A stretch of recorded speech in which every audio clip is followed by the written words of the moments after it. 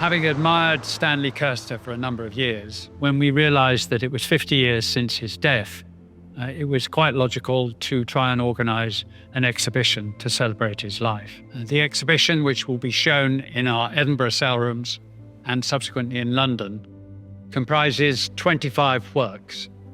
The exhibition includes oils, watercolours and lithographs, and encompasses all his usual subject matter, views of Orkney, interior subjects, still lives, and even one of the family cat. One of the really exciting things about putting an exhibition like this together is that you never know what you're going to find.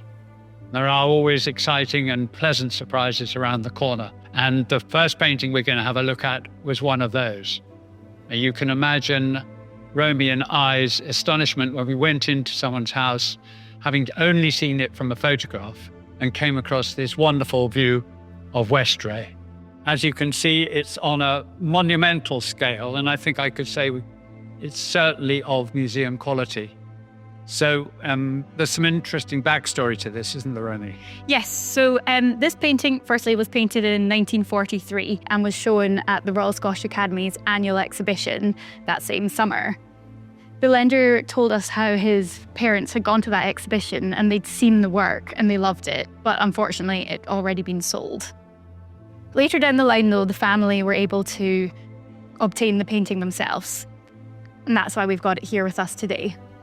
The lender went on to tell us a really interesting story about how one time he was in the Royal Scottish Academy and he saw a letter that Cursiter had written to them, to the Academy, saying on his death, if there was to be an exhibition of his work, he would hope that this painting and a few others would be included in an exhibition.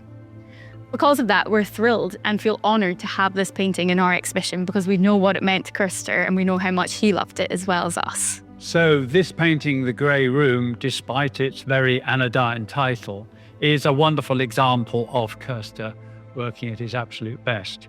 It's one of the largest paintings by him I've ever seen, and we're delighted it's come all the way from Australia for the exhibition.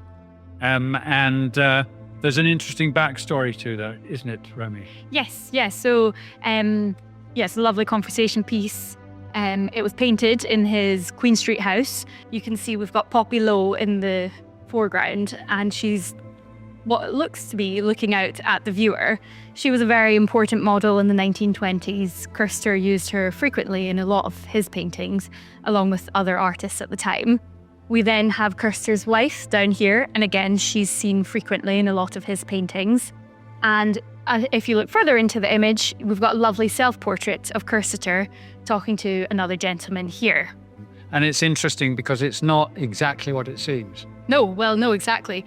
So at first glance, it maybe looks like Poppy is looking out at all of us, at people looking at the painting, but actually you can see there's a mirror behind her, and that mirror is then reflecting into the room, and you can then see both of the characters here are actually looking at the gentleman in conversation. And there are lots of lovely period details in the painting as well. I particularly like these Japanese fans which are being used as part of the light fitting. And you've got a nice little still life down at the foreground there. You don't see many still lifes by Cursiter. So one of the things we haven't talked about as far as this picture is concerned is that it was a particular favourite of Cursiter himself.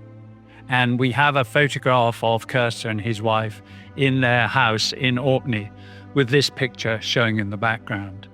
So it's a picture that's never been on the market, never been shown before. And we're delighted that the family have decided to send it from Australia to us for the exhibition so that we can show it to a new public.